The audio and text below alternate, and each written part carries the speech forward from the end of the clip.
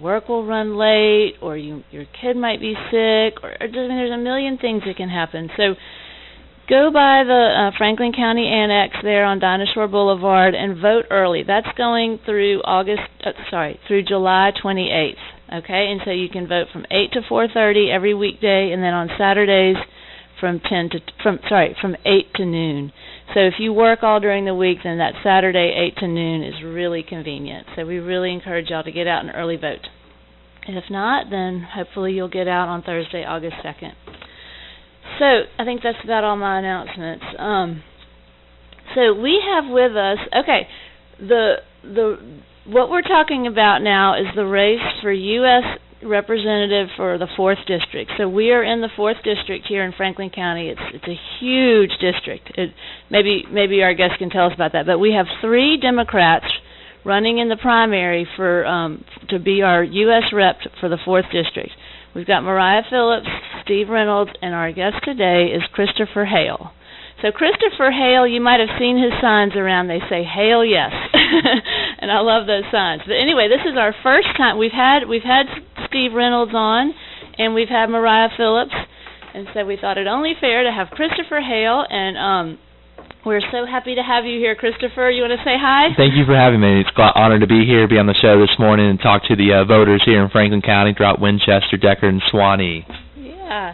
Well, Christopher, why don't you start by just giving us a little bio about yourself? Sure. Where were you born? Where did you go to school? Where have you worked? Absolutely. I grew up just up the road in Rutherford County in Murfreesboro. I graduated. I went to public school there my entire childhood.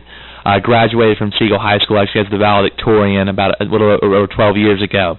After college, I went to go work for the President of the United States, Barack Obama. Actually began my career by knocking on doors in an Iowa blizzard for a skinny guy with a funny name who would become President of the United States. So I was inspired by him by a young age, and got the chance to work for him in the White House in 2 capacities. One is I helped his outreach to the faith community, to the religious community, and represent him and Joe Biden there. Second thing I did was represent the President and Vice President Biden to Congress. So Joe Biden and Barack Obama entrusted me to represent them before the United States Congress, and I'm asking the people of the 4th District to do the same. After that, after my service for the President of the United States, I ran a small business nonprofit. It was a faith organization that worked in the intersection of faith and politics, civil rights, and social justice. And throughout all these different capacities in my career, I've tried my best to make our world, our nation, just a little more just and a little less cold. And that's what I want to do as our next congressman. You know, my party, our party, has struggled significantly around here, and we need to be frank about that. We lost the last election by 30 points. We actually haven't lost an election as bad as we lost the last one the Democrats have since World War II. So something's got to change, and I think I am the change our party needs. I am the change our state and nation needs, and I represent a new generation of leaders who are ready to stand up and create a new way forward for Tennessee and America. So, if you graduated high school 12 years ago, how old are you? You're young. Yeah, I'm 29. I'm actually one of the youngest man running for Congress. The youngest woman is Alexandria Ocasio-Cortez, who won that shocking primary victory about 4 weeks ago in New York City. She's a friend of mine. And the argument that young Democrats are making is actually our party needs a change. Look, we gotta call some things out here. The entire leadership of the Democratic Party in Washington is north of 70 years old. You wonder why we're losing elections here in Tennessee. 18 to 40 is the biggest demographic of voters in the state of Tennessee, and the only Democrat who has a majority support among Democrats. Their turnout's the lowest in the country. And I hear all the time Democrats blame young people for not showing up. Well, I'm here to say I think it's actually the Democratic Party's fault. We have yet to energize young people, new voters, people who dislike politics, with candidates that bring them, that they can get behind and inspired by and bring a new way of doing things. Everywhere I go, throughout Franklin County, throughout the entire 16 counties of the 4th Congressional District, people are sick and tired of politics as usual, and quite frankly, my party's tired of losing elections. It's getting bad. It's getting ugly. We run Democrats, I think, that sometimes are afraid to be Democrats. We know the only way this party is going to win an election is reclaim our mantle, our history. Look, we are the party that created the biggest middle class in human history. We're the party that created 40-hour work weeks, paid parental leave. We are the party that has protected the elderly, who has given jobs to the young. We are the party that's given health care. So we need to reclaim our mantle as Democrats and be Democrats who are unafraid to be Democrats. So that's my message. That's what I'm getting out there and communicating to people. I think that's why you're seeing this campaign surge in these last days of this cycle. Okay. Well, that brings me to one of my questions that I had is, how do we get young people to care? And I have to admit, even myself, when I was in college and in my early 20s, I didn't vote. Mm-hmm. Not for any particular reason, I just wasn't engaged. And then as soon as I had kids at around 26 or 27. As soon as I had kids, it all like, okay, this stuff matters because, I've got to have a good world for my kids.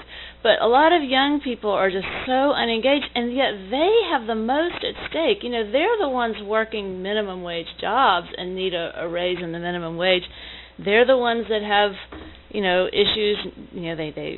They want to have access to birth control. They're the ones paying off these huge college debts. I mean, so much is at stake for them, and yet they're so disengaged. So how do we get the young people engaged? That's my biggest. I think my paradigm of politics is pretty simple, but I think it really communicates what we're doing wrong as a party. Look, I think the number one policy objective of the Republican Party is to repeal the 20th century. They want to repeal civil rights. They want to repeal health care, Medicare, Social Security, Medicaid, all of it. They want it gone. The Democratic Party, for the past 30 years, our only message has been, let's save the 20th century. Let's protect the 20th century. Well, the folks I'm dealing with are concerned more about their future. In 2 generations, Franklin County, 60% of the jobs that exist today will not exist. We need to understand that. And it's not because of immigrants, it's because of automation. Yet our party has been stuck so long in just defending the past. We need to have a vision for the future, a vision for the 21st century. I believe in a Tennessee where every child can not only dream of going to college, but attend one. A Tennessee where health care is a birthright of every citizen. A Tennessee where women receive equal pay and a living wage is paid to all. A Tennessee where after a lifetime of labor there's time for rest and grandchildren, and a Tennessee that continues to defend our nation's values, but no longer carries so much of that burden alone. What I just did there was communicate a vision forward. We can't simply be protectors and preservers of the past. It's important that we protect Medicare, that we expand Medicaid, that we protect Social Security, but we need to go on offense again. This party has been on defense for too long, and it's gotten us to this place where we get excited that we get within 30 points of an incumbent. And Scott DesJarlais, I must say, is not a very good politician. If they had a normal Republican out there, we wouldn't lose by 30 points, we'd lose by 40 or 50. We are at a crossroads of the party, and I think we need to get people forth that inspire a vision for the future, and that's what young people will get excited about. We don't just want to be defenders of the past, we want to be builders of the future, and I find that my biggest support is among first-time voters, new voters, people that have been disengaged and disaffected by politics, and we got to realize the number one party in the state of Tennessee is none of the above. None of the above. And that's my base. I want the none of the above Democrats to come home. Cool. Well, I got to tell you, I'm not going to say who I'm supporting because, we're neutral in the Democratic Party officers until after the primary, but my daughter voted for you. She's 22. So I think you're really appealing to the young people, that's for sure. So if anybody has a question for Christopher, the call-in number is 967-2201, and I'm sure Christopher would be happy to take your calls. Okay, so I guess you've already answered my first question, which is why are you running, but why did you jump in so late? So the other candidates had already, Steve Reynolds and Mariah had already kind of established their candidates, and then you kind of when did you just tell us why you jumped in so late. For sure. I filed in April, and so Stephen says he's been running for about 2 years. He continues over from his first campaign in 2016, and Mariah started running in about May of 2017. So it's interesting. Both of them have run for this office longer than Donald Trump and Hillary Clinton ran for president of the United States. I think we are at the point in politics where people do not want continuous elections. People do not want one election to end in the winter and a new election to begin in the spring. I think continuous election cycles are bad for our democracy. At some point, we have to stop campaigning and start governing. Here's what I've been doing for the past 2 years. In January 2017, when the President of the United States issued a Muslim ban, I gathered over 600 people in front of the White House, young people, all young people, to say this is not who we are. This is not the highest values of our country and our faith traditions, and we say no. In May 2017, when the House Republicans were trying to repeal your health care and get rid of the protection for pre-existing conditions, I was on the House floor. I was lobbying on the House floor, advocating on the House floor the entire night, day and night, to protect your health care. I did that 3 times last summer. I went to Syria and Lebanon and saw the refugee crisis firsthand, and saw the mistakes that our leaders have made in foreign diplomacy that's caused your sons and daughters, my peers, to go to unnecessary wars overseas. Time and again, I've been fighting for you and your families. I haven't been running for 2 years because I've been fighting for your families for my entire career. I think short election cycles are actually good for democracy, because it gives us a time to hone in on elections, and then we can govern. Throughout my career, I've been getting things done and making things happen. I think that, and I want to change the way we're doing politics. We've raised quite a bit of money, but you know what? We haven't raised a dime from corporations, from PACs, from lobbyists, from big money interests who too often control our politics and create negative outcomes for our people. I also have made a promise that when I win this election, I will not campaign or fundraise for the first year of my term in office, because I'll actually govern. We need people who govern and legislate and don't campaign every minute of every day and raise money every minute of every day. I think young people in particular are with me on that. And finally, I'm making a promise that I'm only going to serve 3 terms in the House. The current congressman at one time supported term limits, and now he's almost a decade in. We need, and our founders had this dream when they created this country of not career politicians, but citizen politicians. I'll do my service, and then I'll pass the mantle on to someone else. Look, folks, 2-year election cycles are absurd for a 2-year seat. We need folks who focus on getting things done, making things happen, and not campaigning time and again. I got into the race in particular because I felt that our party has been caught up in false choices. We either care about the rural communities and the white working class, or we care about civil rights and social justice. I choose both.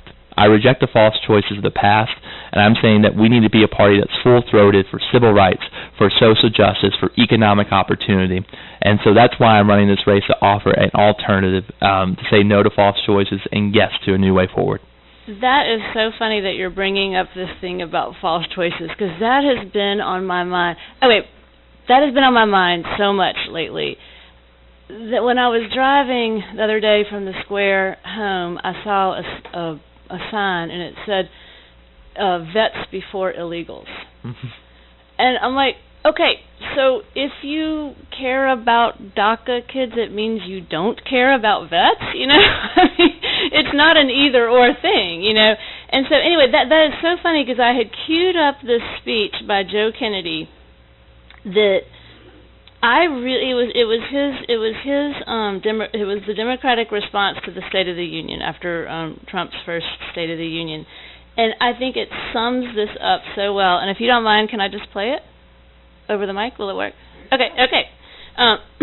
But it's about this whole illegals before vets. Like, if you care about immigrants in general, it means that you don't care about Americans. And why can't you care about both? But anyway, I'm just going to play this little bit for you, and I just want to hear what you think about this. That promise is being broken. Is that going to come through? By an administration that callously appraises our worthiness and decides who makes the cut and who can be bargained away.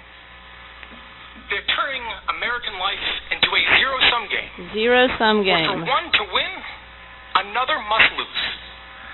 Where we can guarantee America's safety if we slash our safety net. Where we can extend health care in Mississippi if we gut it in Massachusetts. We can cut taxes for corporations today if we raise them on families tomorrow. Where we can take care of sick kids if we sacrifice sacrifice dreamers. We are bombarded with one false choice after another. Coal miners or single moms. Rural communities or inner cities. The coast or the heartland. As if the mechanic in Pittsburgh, a teacher in Tulsa, and a daycare worker in Birmingham are bitter rivals, rather than mutual casualties of a system forcefully rigged towards those at the top. As if the parent who lies awake terror. Anyway, you get the point.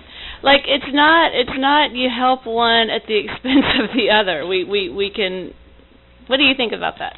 False choices have defined our politics for 40 years in the United States, and I've said it since the beginning that I'm running against false choices. Let's play this out. That sign you saw, we choose vets over illegals. Well, I got some news for you. Over 4,000 people who served in Iraq and Afghanistan were undocumented immigrants, what we call dreamers. They're vets, sir. They're vets. These people are serving their country. I always hear this idea about what it means to be pro-life. You know what? Life might begin at conception, but it sure as hell doesn't end there. Life has dignity after... End at birth, you mean? Yes. But it sure doesn't end there. It doesn't end at birth. Life has dignity when the child's born.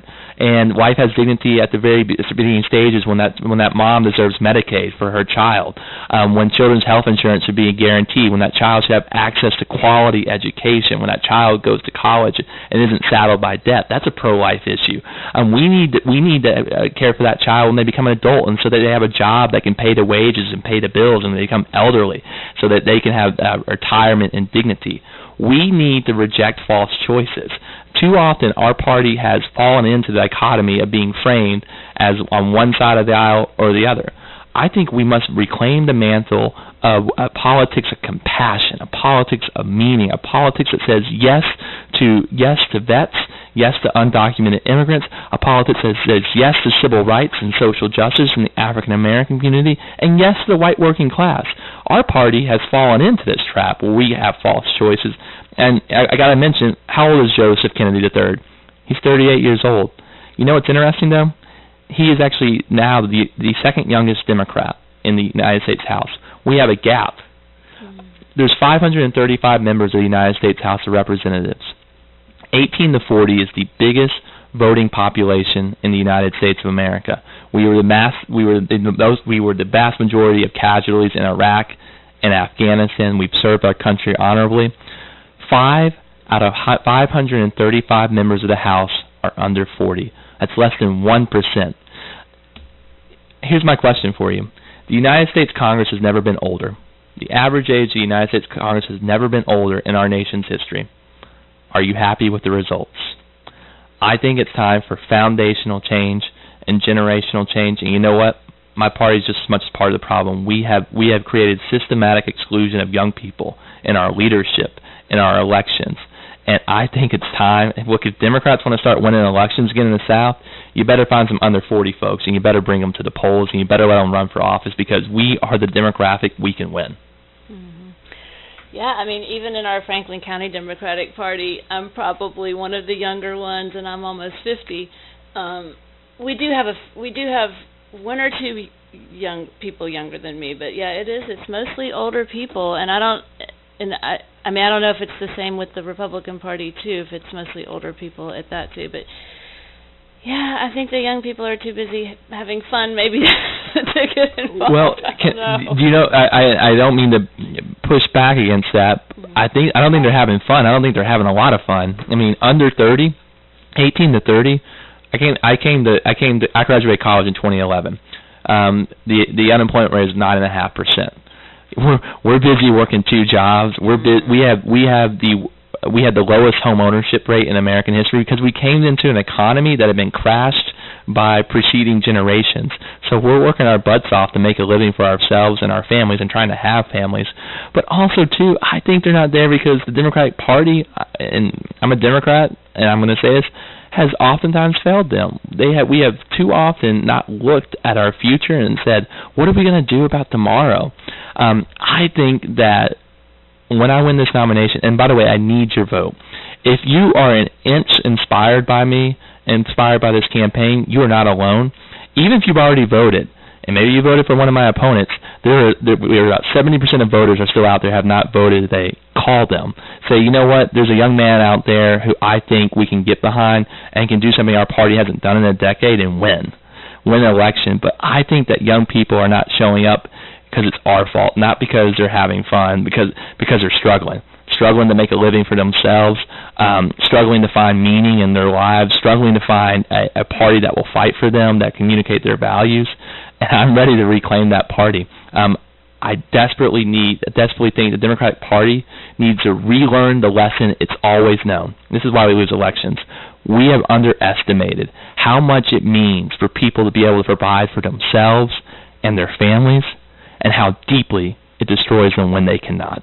And so I am running for those who are trying to make a living for themselves and their families, and I want to be your champion.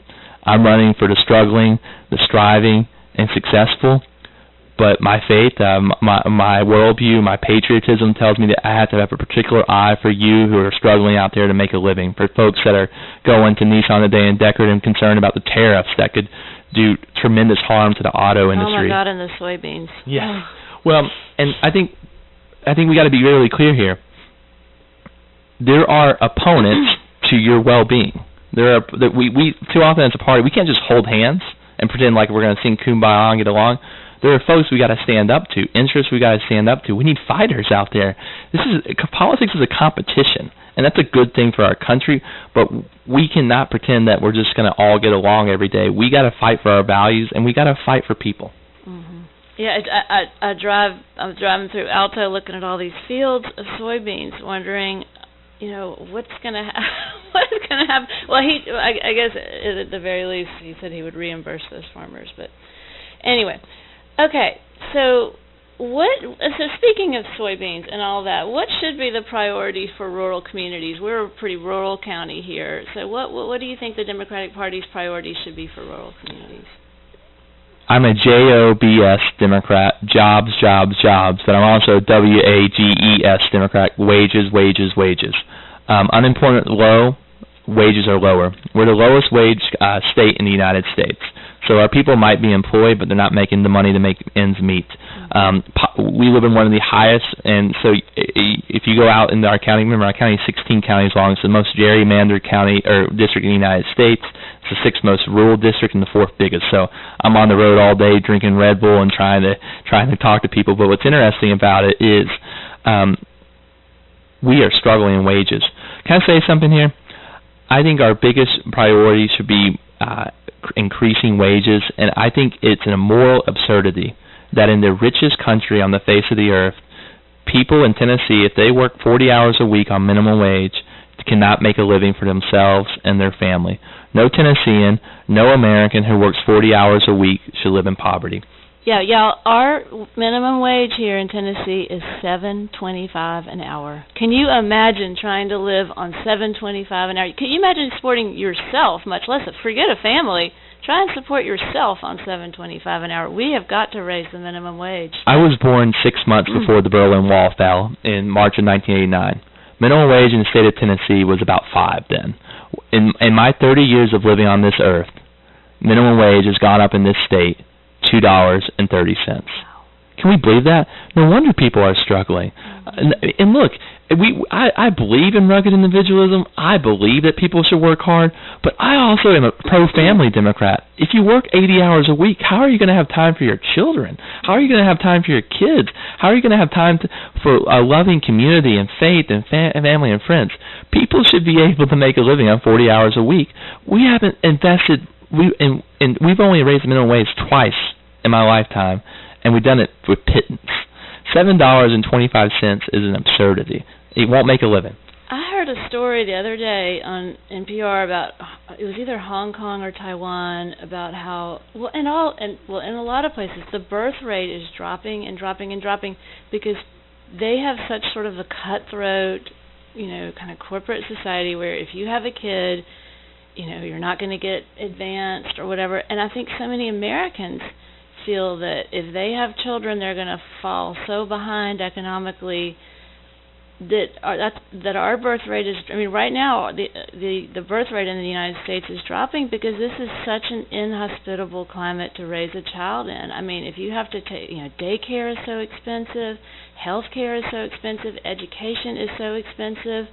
Like, the number one thing that stops people from wanting to have kids is, how will I pay for their education? How will I pay for their health care? Because our country doesn't, have those things. And so a society that is not growing its population, that is so inhospitable and cutthroat to live in, is going to die. It's almost as if our system is discouraging people from having children. It's a very family unfriendly. It's really hard for young people to decide to have children. I had a conversation, I won't name the pastor's name, in a local Church of Christ, and he talked about the low birth rates in Europe, and he said it's because Europe is a, quote, godless, end quote, society. They're dropping here in the U.S. And what I told that pastor is, sir, what do you think about the fact that birth rates in Franklin County have dropped 25% in the past 20 years? Is it because Franklin County is a godless place? Look, folks, the reason there's nothing pro-life, there's nothing Christian, there's nothing pro-family about wages that cannot allow people to have kids, cannot allow people to get married and create the next society, next generation. If you believe in family values, you should believe that we need to significantly increase the minimum wage, because that's not just an economic issue. Forget about the economics. It's a family issue. It's a dignity issue. It's a pro-life issue. And even if your wages were low, if you could just be assured of health care and education at the very least, it would be that much easier. It would be so much easier. Like, obviously public education's free, but I'm talking about, sending your kid to college. Do you know what's interesting? We find that one of the biggest issues, there's good studies on this, one of the biggest reasons that women in particular default on medical bills in the state of Tennessee is because of pregnancy. Mm-hmm. So we in this state that conceives itself to be a place of values, family values, and religion. That's absurd that women could go into bankruptcy for getting pregnant in this state, and it shows the inequality of our healthcare system. Let's be real. Healthcare is actually the biggest bastion of inequality between men and women in the United States. And when the government allows it to perpetuate out and out and out again, the market allows it to perpetuate out and out and out again, we're seeing a situation where women pay 40 to 50% more out of pocket for healthcare costs while making 77 cents on the dollar. If you're a woman of color, 58 cents on the dollar. So you don't get paid as much. Your healthcare is about 50% higher. Once again, and it goes in particular on questions of reproductive health and having children. There's nothing about this that communicates to me pro-life, pro-family. It's absurd to claim that it is, and that is an issue that we need to work on first and foremost. Mm-hmm. And just my daughters have so many friends who are just drowning in college debt. I mean, just drowning in it. And so that is one thing that I'm totally switching topics now to immigration. Donald Trump's, of course he's very anti, immigrants coming in, but he said, well, I would do it if we had some sort of like a merit system where if you meet these such and such points, like you've got a doctorate or whatever, then you would get priority to come in. So in this scenario, he doesn't want unskilled immigrants coming in who would take the low-wage jobs like working at Tyson chicken processing plant or things like that. He only wants people with a doctorate degree coming in, engineers, doctors, things like that. And yet at the same time, an American kid is going to graduate as a doctor with crippling debt. So they're doing nothing to make college affordable so that American kids can become doctors and engineers. He wants to bring those in from India and China, and then I guess the American kids who can't afford a college education will work at Tyson chicken processing plant while immigrants come in and do these high-paying jobs. Why not help our American kids go to college and become engineers and doctors, and let low-skilled immigrants come in and do those jobs? I don't understand. It seems so backwards to me. Donald Trump is the president of false choices. That is the absolute paradigm by which by which he won this election. He divided us against each other. He divided us against each other on race, on sex, on religion, on geography. He implied that, and let me be very clear on this. The way to found a conservative is someone who upholds the traditions of a country. Let me tell you what the founders of the United States said. The founders of the United States created a system where a child who arrives today in Nashville at the airport from Mexico City, immigrating here, is just an heir, just as much an heir, just as much a person who has the availability to achieve the American dream as direct descendants of the founders of this country. That is what our founders conceived. That's what our founders created. But I want to go back to that issue again. In low-wage jobs throughout this state, immigrants are not stealing those jobs. Automation is. However, if you are a high-wage worker in Franklin County, if you're a doctor, if you're a lawyer, strangely enough, the way our immigration system is, your job's more at threat than others' jobs because you are drowning in debt. I still have student loan debts from my college at 29. I won't pay those off till I'm in my 40s. We have to create an immigration system that prioritizes two things: our future and compassion. What is the number one job provider in the state of Tennessee? Immigrant families, immigrant businesses, immigrant corporations. You got one right up the street in Nissan. We need to change our immigration system to really focus on job creators, but also have a compassion towards those who are suffering genocide, for those who are suffering violence. Look, I was in Syria and Lebanon. I've been in Syrian refugee camps. The fact that we view these people as threats to our community is an absurdity. These people deserve a home. They're facing violence from their own regime. Yet our country has gotten to this place where we create false choices. We somehow try to convince people and lie to them. We lie to people so much that if we accept Syrian refugees who are struggling to flee violence from terrorists, let's just put it out there, are struggling to flee violence from terrorists, that somehow if we bring them into our community, that there will be a cultural shift that will create violence in Middle Tennessee. That's an absurdity. We have this false claim that if we allow people to immigrate legally from Mexico, from Central America, that they will steal our jobs. They won't. All the data shows that immigrants help Tennessee. We're going to be at the point, so you might not be in this situation, but we're going to be at the point in 20 years in Winchester, in Franklin County, Tennessee, where the majority of us will have jobs that are with our owners or the shareholders or the corporation is immigrant-owned, out-of-state owned, or foreign-owned. Globalism is reality. I'm looking at a radio studio here in Winchester, and the majority of the products that are in this room were not made in Tennessee and were not made in the United States. We need to reflect reality. We need to understand that globalism is the future. Nissan is a product of globalism. It's one of the biggest job providers in the state of Tennessee, and we shouldn't be afraid of it. Interesting. Yeah, I mean, when I look around at the Mexicans and Central Americans here, they seem like very law-abiding, hard-working. I don't think they're doing anything to hurt our county. And generally, people assimilate into the U.S. The American culture is very strong. I mean, it's much more likely that their kids will be American rather than that our kids will act Mexican. Well, it's interesting. I'm Roman Catholic, so my family immigrated from Italy and from Ireland. What's interesting is if you look at the history of the United States, the connotation of who's white. Italians and Irish were not considered white people until midway through the 20th century. In particular, Roman Catholics have seen this play out. The Muslim community has seen it played out. The idea that the United States has this rosy history of immigration is absurd. Think about this. 1 in 3 people who live in the United States today, their descendants came over here in slave ships. So we need to acknowledge that the messiness of immigration is a part of the American tradition, but we win when we are a culture of inclusivity.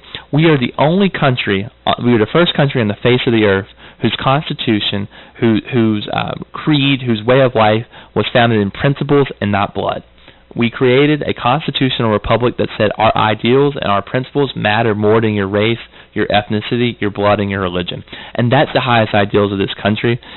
I think we need to come to the reality that if someone can be brown, black, or white, they're just as American as anyone else. Yeah. Does anybody have any questions for Christopher Hale?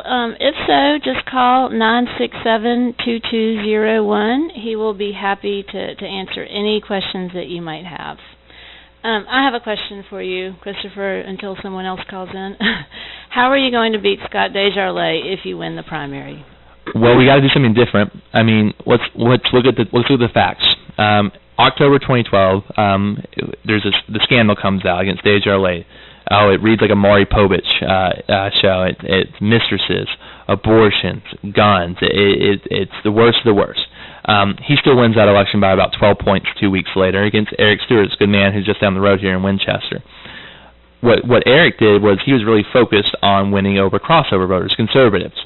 But what happened is we lost the base. The base didn't show up in the way it should have. He particularly didn't do as well in Rutherford County, which has about 40% of the population. So then just down the road, a few more miles, Linda Sherrill runs in 2014. And Linda comes from the background of the activist community, the movements, et cetera. So she was really focused on winning over the base, like getting the Democrats to show up. And she didn't focus as much, I don't think, as Eric did on winning over conservatives, moderates, and folks who are disengaged in politics. Wave election, we lost with 25 points. So Stephen Reynolds from Murfreesboro, who's also one of my competitors here in this primary, he ran it very similar to Eric Stewart's method. He was focused on crossover votes. He didn't have as much resources as Eric, and we lost by 30. So can I tell you what the false choices were there? The false choices were we either unify the party and run as Democrats, or we win over conservatives. I reject false choices. Let's do both. I'm going to unify the party. I don't care if you voted for Bernie Sanders, Hillary Clinton, Martin O'Malley. If you didn't vote, if you disengage, I need you.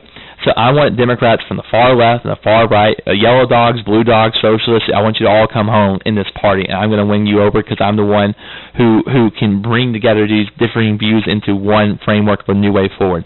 Second thing I'm going to do is do what I've been doing my entire career, which is winning over conservatives.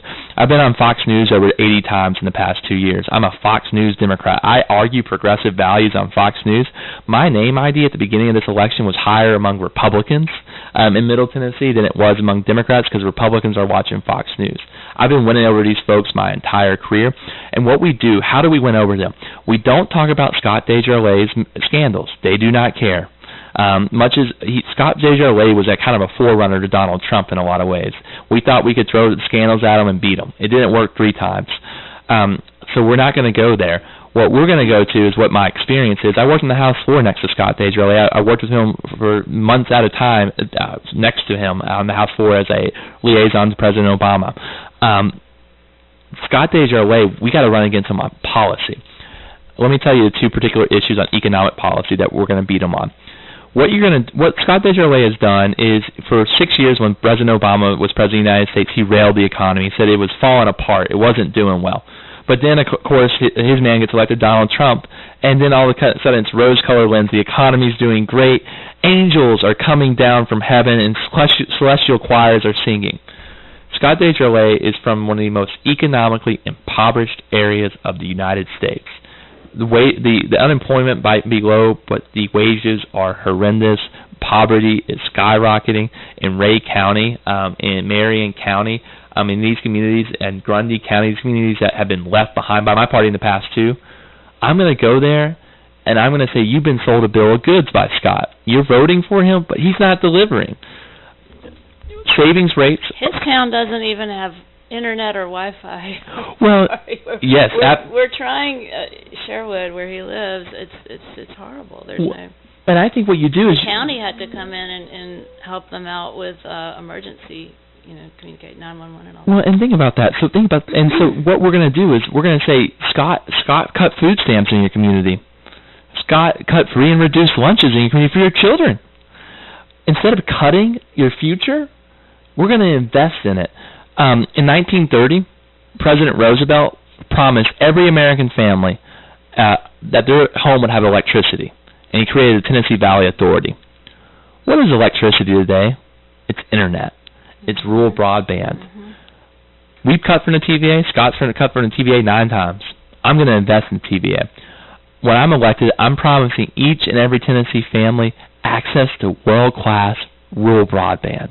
Because we know a school without internet in the 21st century is a school without books in the 20th century. When Bobby Kennedy went through the South in 1968 and lamented schools without books, you can imagine 50 years later doing the same about the internet.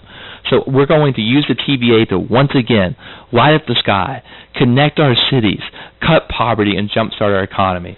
Actually, the problem with broadband could be solved in the Tennessee state legislature if they would let Duck River go into every home and provide broadband. I mean, Duck River's already in every home in the county, and it's state laws stopping us from that. But yeah, I mean, but every in every state in the union we need rural broadband. And it's a huge problem. And let me clarify, I'm running for United States Congress, but it's interesting. The historic notion of a United States representative is twofold. She or he represents the community. I'm from the 4th District, but he or she is also a representative of the United States. So there is a national vista for which they operate. And so while I'm promising every Tennessee family, I think the TVA, if you look at the infrastructure, it could be the biggest rural broadband provider in the world. We could go throughout the rural South and use the TVA to ensure that every American family has access to broadband, to the internet. I totally agree. Yeah, I mean, I'm just looking. Do we have a call? Yeah. Okay, number 1. Hold on.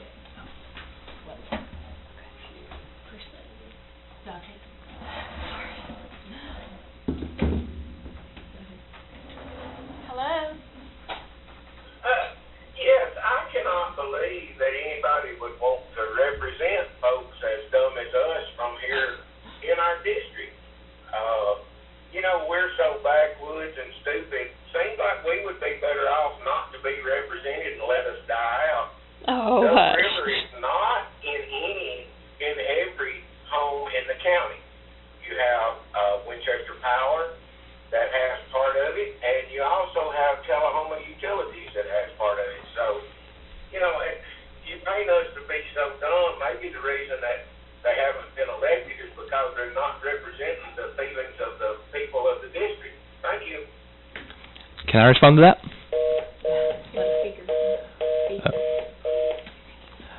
I'm glad to respond to that question.